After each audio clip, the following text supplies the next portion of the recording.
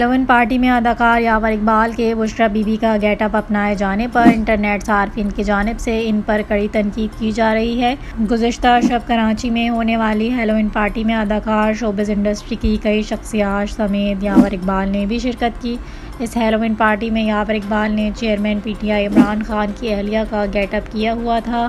یہ get up کریم رنگ کے سر تا پیر پردے پر مشتمل تھا۔ ہیلووین پارٹی کی ان تصاویر اور ویڈیوز کا سوشل میڈیا پر وائرل ہونا ہی تھا کہ انٹرنیٹ صارفین کی جانب سے کڑی تنقید کا سلسلہ چل نکلا۔